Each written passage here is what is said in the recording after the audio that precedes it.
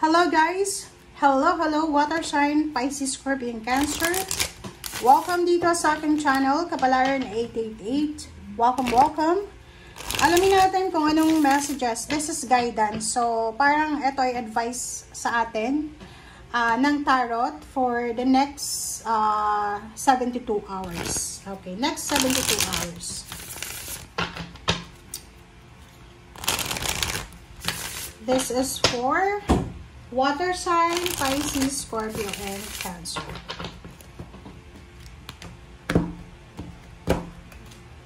Okay, what's the advice for water sign, Pisces, Scorpio, and Cancer?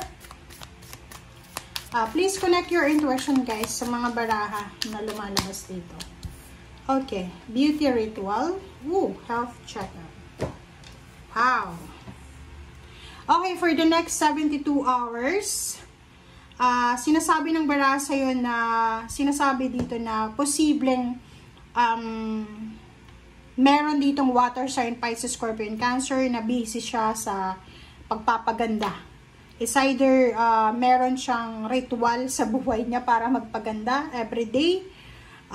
Pwedeng magpapagupit, magpapakulot, magpapariband, pwedeng magpapapilik mata, or nakikita ko sa'yo dito na since this is beauty and health checkup, paki-comment sa comment section yung mga water sign, Pisces, Scorpio, and Cancer na, like for example, nagpa-rhinoplasty kayo, nagpa-botox, ano ba yung ginawa nyo para sa beauty ritual nyo. Siguro for the next 72 hours, magpapa-check up ka sa doktor. Okay? O yung iba din sa inyo dito, pwedeng dietitian siya. Or maybe dermatologist. Parang ganun yung mga doctors na gusto nyong puntahan sa next 72 hours. Check up for like for a healthy lifestyle or maybe healthy food meal, parang ganun. Comment down below if you resonated, guys. Water sign, Pisces, Scorpio, and Cancer.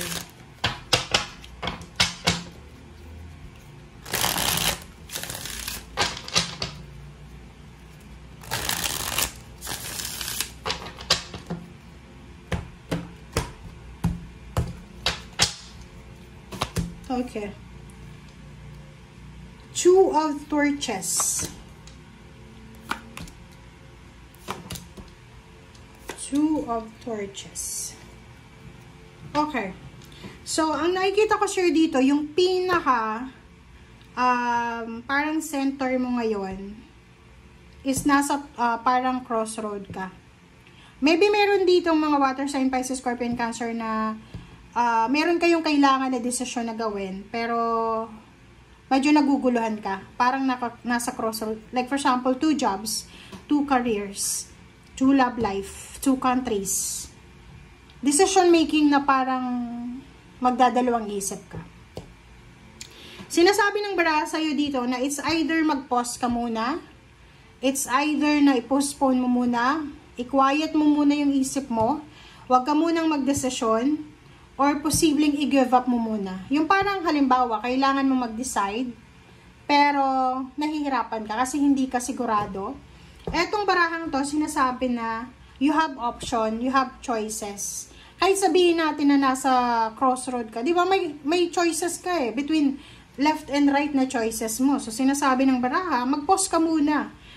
Maybe you're planning to travel, 2 bansa yung pinag-iisipan mo kung saan ka pupunta. Or maybe, 2 bahay, gusto mong lumipat ang bahay, tumira sa probinsya or sa city, parang ganon. So, just postpone, pause, stop muna. Okay? Wag kang magdedesisyon agad-agad. Ten of Torches, nakikita ko sa'yo dito na meron dito na Pisces, Scorpio, and Cancer na sobra-sobra siyang abala. Yung parang anong tawag dyan? Busy ka sa mga activities mo, like sa trabaho, negosyo, or kung ano man siya.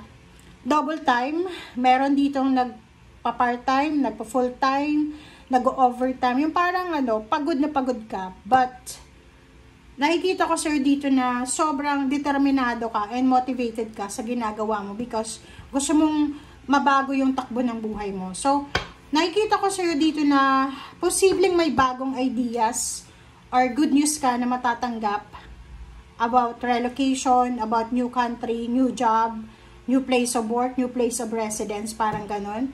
Or parang nakikita natin dito na yung mga ginagawa mo na sacrifices, sinasabi ng barahan na mayroong posibleng help coming para tulungan ka na medyo mabawasan to na dinadala mo. Okay. Justice. Oh, sabi na this is new beginnings There's a good karma. There's a karmic blessings.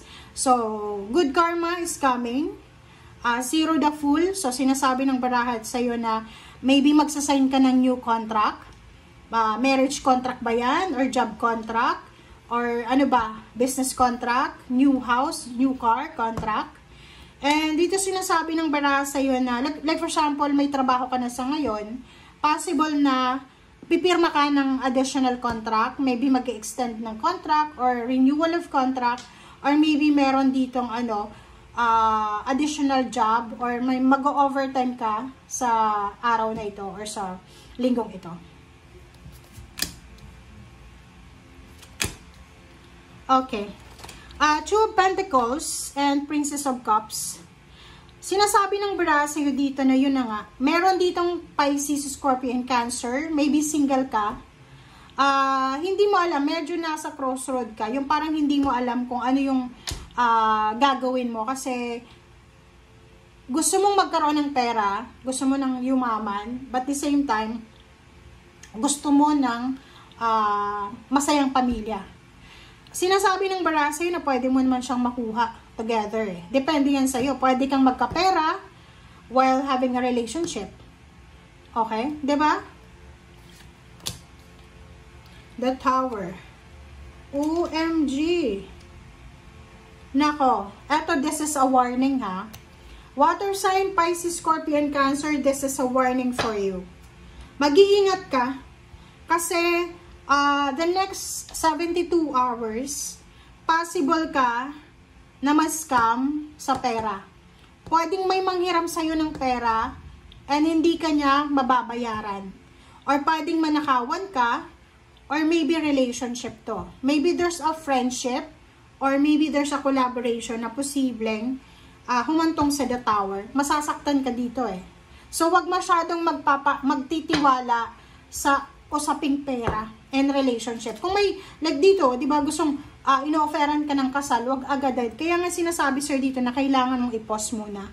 I-hang mo muna. So, like for example dito, ino-offeran ka ng money and love, pause muna. Para maiwasan mo yung pagbagsak ng foundation mo and para maiwasan mo yung sakit na posibleng maramdaman mo and panghihinayang. Okay? Thank you guys. Bye!